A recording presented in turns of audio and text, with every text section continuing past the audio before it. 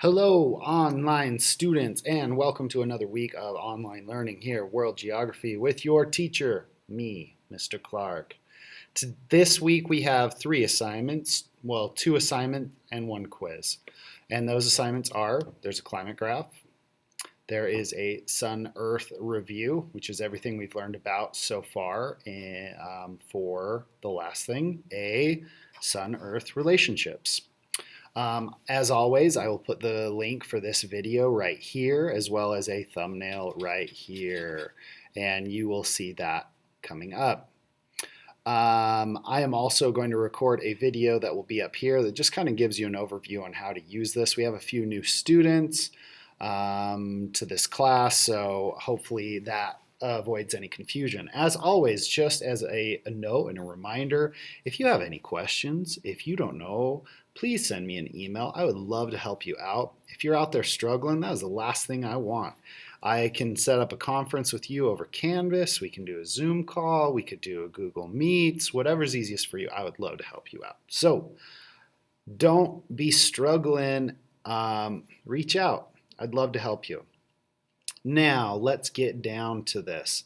As always, you can click on the links here, or you can go up through modules and see where we're at. We are currently in Unit C, Physical Earth, and we're on this assignment, Climate Graphs. Click on it, and it goes to a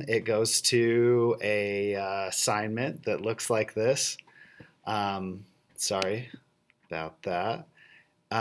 The assignment is climate graphs practice. Now, we've taken a look at the Sun-Earth and how it works. Here is ye old globe. So we've talked about how the Earth and the Sun are, the Earth is on a tilted axis like this. As it goes around the world, it changes its tilt, and that's what gives us seasons. In the winter, the sun rises kind of to the south, and then in the summer, it goes directly up overhead, and that's what creates our seasons. We have long days in the summer because we are in the northern hemisphere, and we have short days in the winter because of the same thing, the hemisphere. Now, something that we need to understand, as we've seen on the videos in the Nearpod that you guys did last week, is that our seasons in the northern southern hemisphere are opposite. So in the northern hemisphere, when it's our winter, it is summer in the southern hemisphere. Australia has the almost exact opposite seasons that we have up here in the northern hemisphere. So when it's summer here, it's winter there, Australia. When it's summer and it's winter in the United States, it's summer in Australia. Christmas Day is one of the hottest days of the year. Totally opposite. So we're going to take a look at some graphs in the climate in different areas. So all you need to know is you can answer these questions according to these climate graphs. There is a question on the test about these climate graphs, so you kind of need to become familiar with them. Temperature is this. Fahrenheit is what we use here in the United States. Celsius is what they use almost everywhere else in the metric system. Over here is meters of precipitation. That's what millimeters, and that's what these blue lines are. And here is month of the year, 1 being January, 12 being December, June, July, August, yada, yada. You guys know. Now, 68 degrees, 70 degrees in Fahrenheit is fine weather. It is warm, not hot.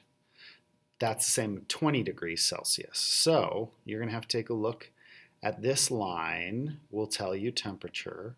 These lines will tell you precipitation in what month of the year, and you'll need to answer these questions. Okay, that is assignment 1, climate graphs. Next, we go to Sun Earth Review. This is going to ask you a bunch of review questions as it looks like this. It has some vocab first, and then it has some short answer. It has a little bit more climate graph questions.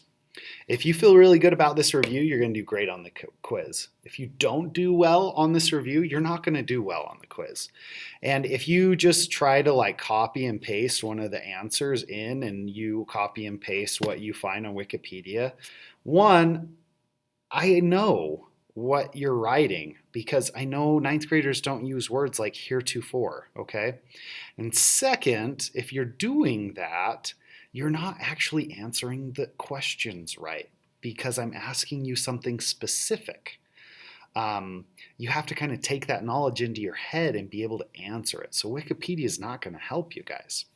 I've given you 1, 2, 3, 4, 5 assignments to do well on the quiz. So use that information to do well on the quiz.